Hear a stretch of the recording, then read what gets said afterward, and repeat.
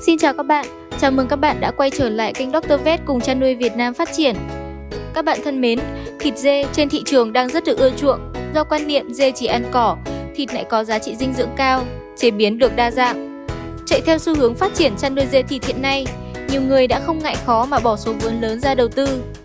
Mặc dù vậy, việc nuôi dê không đơn giản như chúng ta vẫn nghĩ. Khi chúng ta bắt đầu nuôi, chưa có kinh nghiệm, có thể sẽ nếm trải trái đắng, khi thua lỗ sẽ dễ gây nản chí.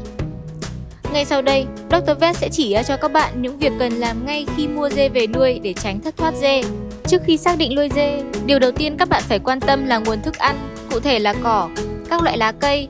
Tận dụng được lợi thế thiên nhiên cỏ cây thì càng tốt.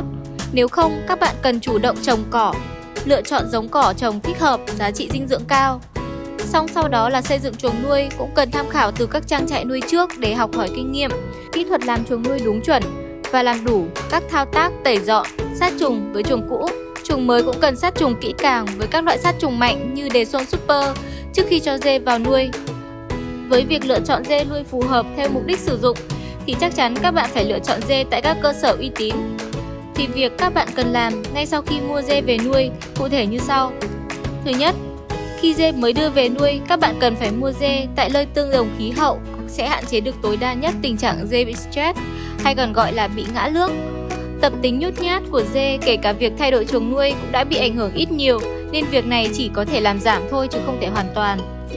Thứ hai, về thức ăn, các bạn cần phải cho dê ăn theo chế độ và loại thức ăn ở trại cũ, cố gắng duy trì 1 tháng đầu tiên, sau đó giảm dần và thay đổi bằng thức ăn theo khu vực. Trường hợp các bạn không biết loại thức ăn cũ của dê khi nuôi trước thì lấy lá của những cây cao như cây keo, mít, ổi. Hạn chế cho dê ăn các loại rau bèo vì các loại này nhiều nước sẽ dễ bị tiêu chảy do tiêu hóa bị rối loạn.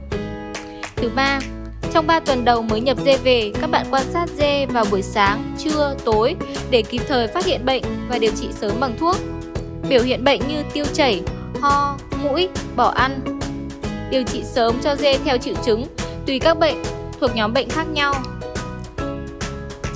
Đường tiêu hóa như tiêu chảy, sống phân, các bạn dùng ngay Interfloc 100 hoặc Enzycin 100.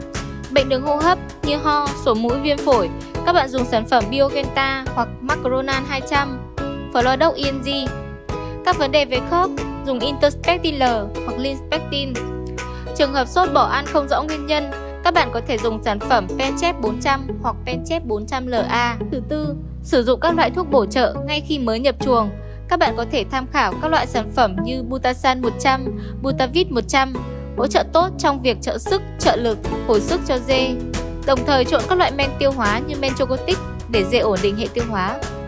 Ngoài ra, để giảm stress cho dê, các bạn nên trộn thêm điện giải Castrolite để bổ sung các vitamin, đường gluco, giúp dê mau hòa nhập với môi trường sống mới. Sau khi dê đã ổn định, các bạn cần theo dõi lại lịch tiêm phòng vaccine và tẩy giun sán, tiêm phòng ký sinh trùng đường máu cho dê để dê phát triển khỏe mạnh.